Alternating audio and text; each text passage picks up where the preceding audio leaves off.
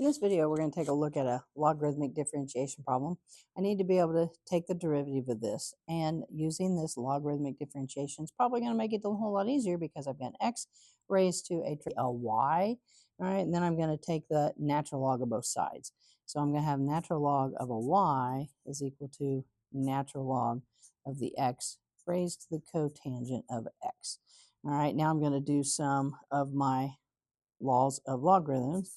I can take this and bring it down here in front. So then I'm going to have the natural log of a y is equal to cotangent of t times cotangent of x, times natural log of x.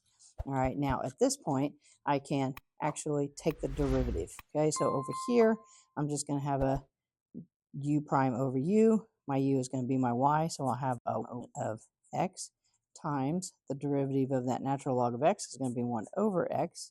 We'll do plus the second function, natural log of x, times the derivative of this cotangent x, which will be a negative cosecant squared x.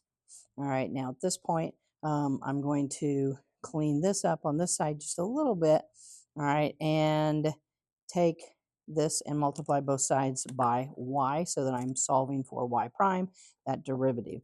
So I'm going to multiply by y, and multiply by y. I'm going to clean up at the same time. Okay, so then I'm going to be down to a y prime. Let's clean this up a little bit to a cotangent x over an x. There's a negative sign here, so I want to pull that out in front.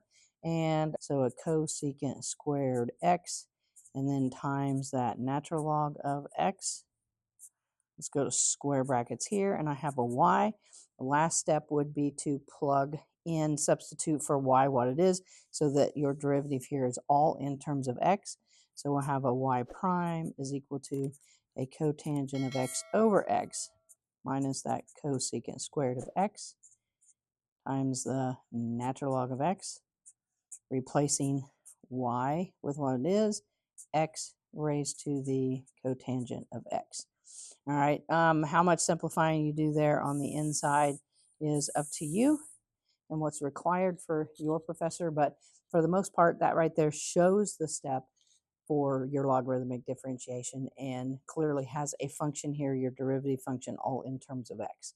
So definitely, thanks for watching. If the videos are helping, please share with your friends so they can benefit too. And don't forget to subscribe to the channel. Thanks.